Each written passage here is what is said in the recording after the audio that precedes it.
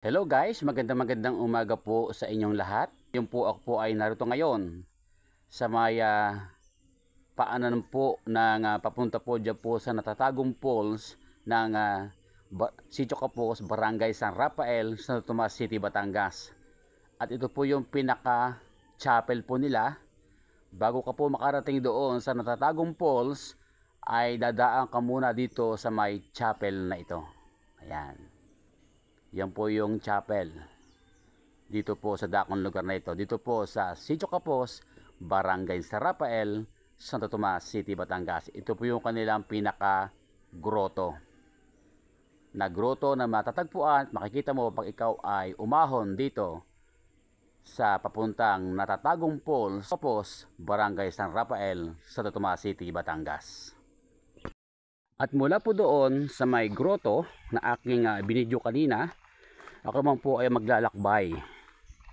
Maglalakbay po ako patungo doon sa natatagong falls dito sa Sitio Capos, Barangay San Rafael, Santo Tomas City, Batangas.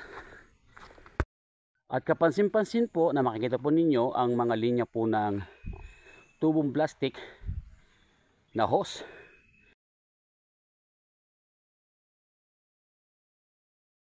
Yan po, marami po dito mga linya po ng hose o yung tubong plastic papunta po sa mga bahayan.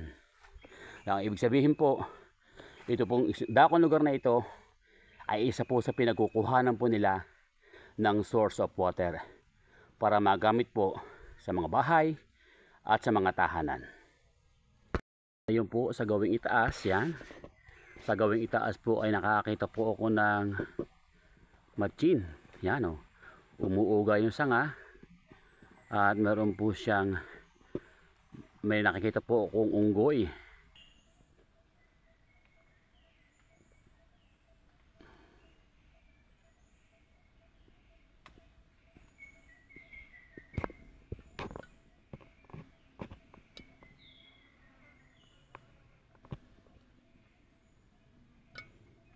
Yan po yung matchin, ayan, yun yung unggoy, yan. Nanginginain po yung unggoy diyan sa itaas. Yan po ay napansin ko po at nakita ko po habang ako po ay pakyat papunta dito sa natatagong falls dito sa Sitio Capos, Barangay San Rafael, Santo Tomas City, Batangas. So yan po yung isa na urukan na diyan po tumutulo yung tubig na galing po sa bundok. Yan yung hose. At pagkagaling po dyan, may butas-butas sa ilalim at meron naman pong nakakabit na hose patungo sa lapag, patungo sa kanya sa mga tahanan o patungo sa kanilang tahanan sa nagkabit ng hose na ito. So yan po, at isa pa po yung urukan na kung saan ay dyan po pumapatak yung tubig na galing po sa mga bukal dito sa dakong lugar na ito. At pagpatak po ng tubig dyan sa loob ng urukan ay meron naman pong linya, yan. Meron pong linya, yan. Meron pong linya patungo sa ibaba. So ayan po, at sa mga oras pag ito, makikita po ninyo yung puno po ng balite. Na yung pong kinakapitan po ng puno ng baliting ito ay yung po yung puno ng tui kung tawagin.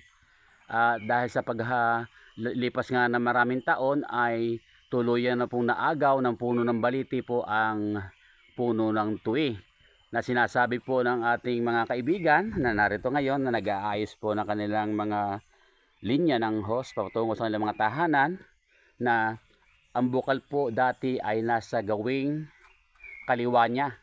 Doon po bumubukal yung tubig, subalit noon po lumipas ang bagyuhan, ayan, ay dito po lumipat po yung tubig dyan sa lugar na yan. Yan, dyan na po lumipat yung bukal ng tubig, kaya dito naman po ngayon umaagos patungo dyan po sa lapag.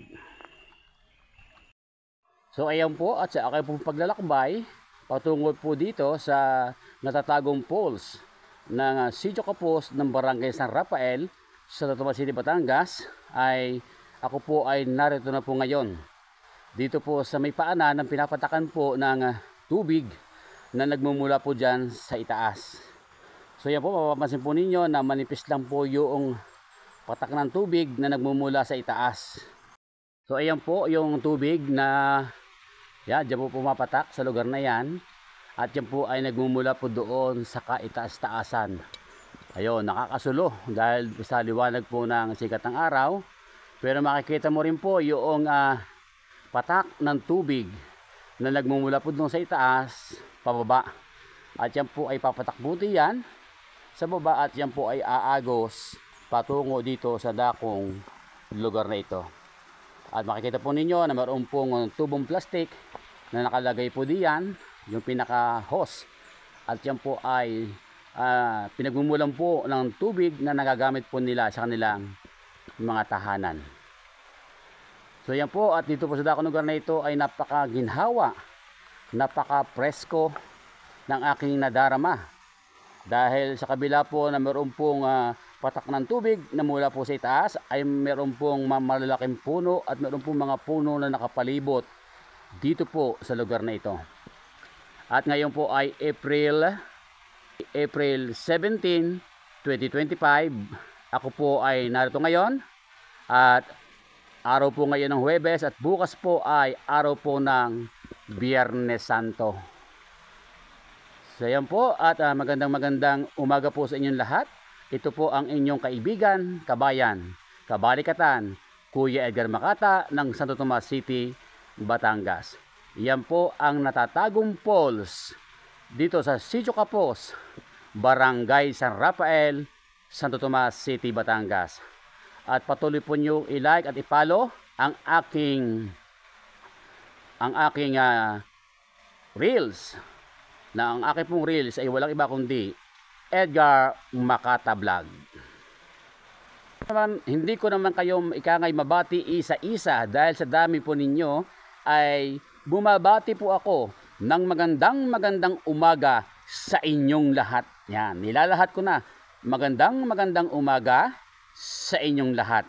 Kahit hindi ko followers, kahit hindi nanonood ng aking mga vlogs, dahil aking pong nilahat ay kasama na po kayong lahat. At doon pa po sa patuloy na magpapalo at ika nga ay nagugustuhan ako ay ipalo at panuorin ang aking mga video, welcome po kayo dito sa Edgar Makata Vlog.